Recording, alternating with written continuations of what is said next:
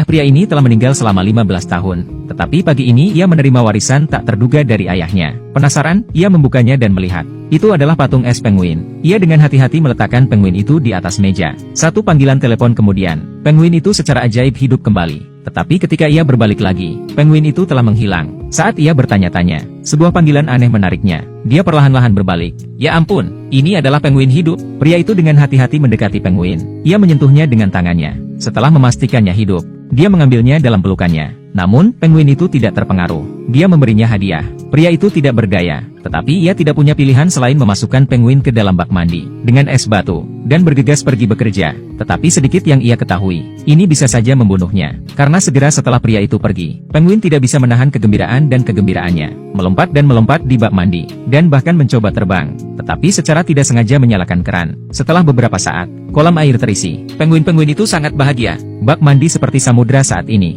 Dia berenang di dalamnya. Di malam hari, Mike si pria pulang dari kerja. Ia hendak pergi ke toilet untuk memeriksa penguin itu. Dan ketika ia membuka pintu, berkat tangan Mike yang cepat, dia tidak tersapu oleh air. Tetapi hal itu hampir membunuhnya. Tetapi kemudian penguin itu memberinya hadiah lain. Mike tidak tahan lagi. Ia memutuskan untuk mengusir penguin itu. Ketika ia menghubungi banyak organisasi, dan tidak ada satupun dari mereka yang bisa mengambil penguin itu. Tidak ada yang bisa ia lakukan. Mike tidak punya pilihan selain melawan penguin sampai akhir yang pahit. Dan begitulah adanya. Mike dan penguin saling menatap satu sama lain. Malam telah berakhir. Keesokan paginya,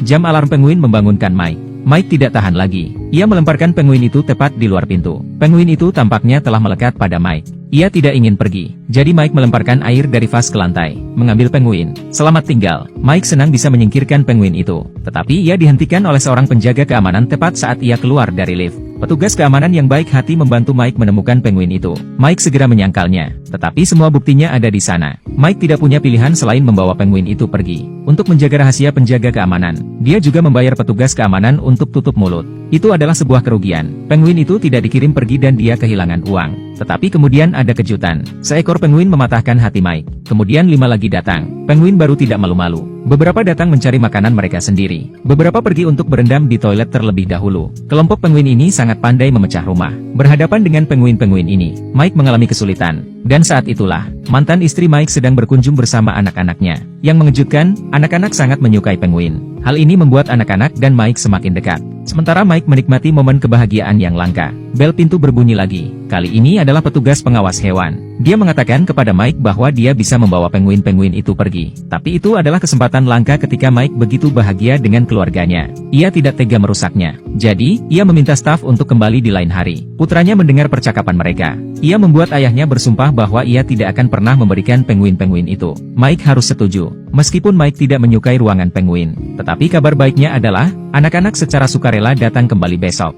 Hal ini tentu saja membuat Mike, yang biasanya hanya melihat anak-anaknya setiap setengah bulan sekali, merasa senang. Tetapi bagaimana bergaul dengan 6 penguin? Itu adalah tugas yang sulit bagi Mike.